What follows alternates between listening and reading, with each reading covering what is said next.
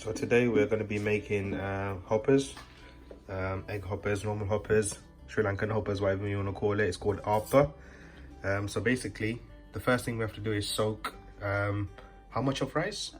2 cups of rice. 2 cups of rice for about overnight or for at least 8 hours, and then dry it and then blend it so it becomes a fine floury consistency like this. Rice flour is around 350 grams. So that's what it looks like. Then what we also need is a mug of fresh coconut milk. And then we have half a cup of coconut water. And this is a little secret ingredient. It's 2 biscuits we're using. But these are special Sri Lankan biscuits. What's it called? Mari biscuit. But if you don't have that, you can use some yeast. Mari biscuit, you can use 7 gram of the yeast. You should add about 2 tablespoons of normal flour. Plain flour. With your mix right at the start with the rice flour. So we've just crushed the biscuit and we're going to add it into the flour.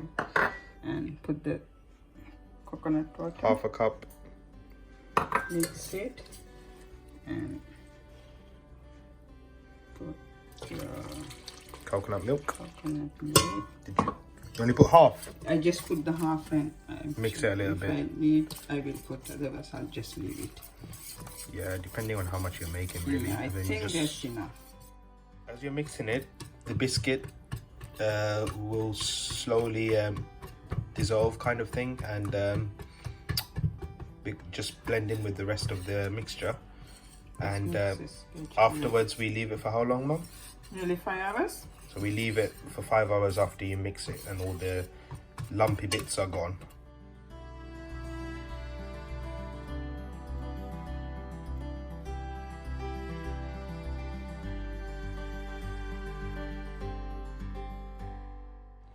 So this is the final stage of the batter, just before we're about to use it.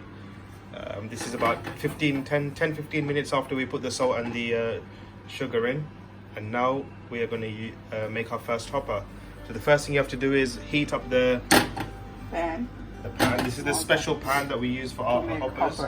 And then you have to use a little bit of, what oil did we use? Sesame oil. Sesame oil, and just rub it all the way around like my mom did.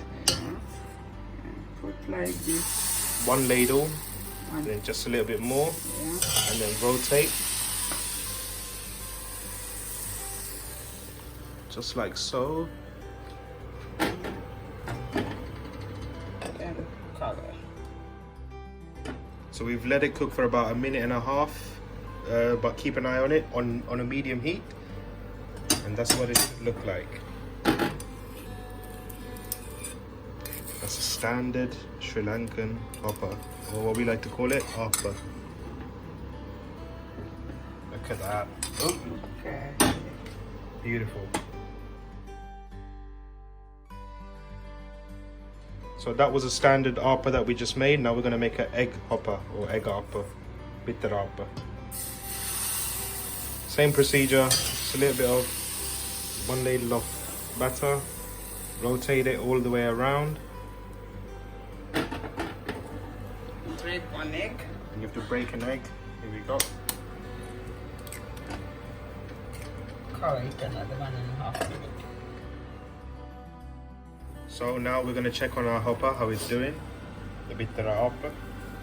As you can see, it's nearly done. Just break the yolk. Yolk. Depending on how you like it, you don't have to break it, but I like it broken. So now I'm going to put some salt and pepper. So just a salt, a pinch of salt. Pinch of salt. And we have the pepper here. Pinch of salt. I like a lot of pepper. Yeah.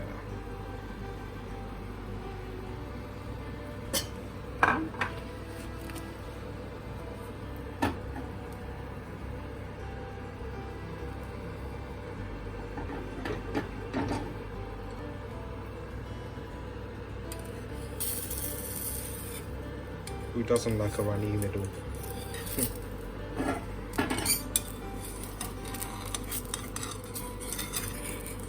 So yeah, bitter Appa is like one of my favorites. So look at that. Egg hoppers. Look at the shape of it. Brilliant. This is the final product. So egg hopper, that's a normal hopper. You can use this and break it up and dip it on your egg and then eat it. But yeah, that's the final product.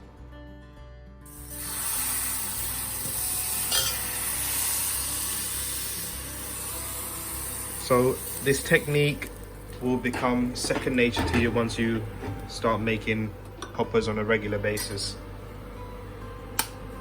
Crack your egg in there. Put in the middle.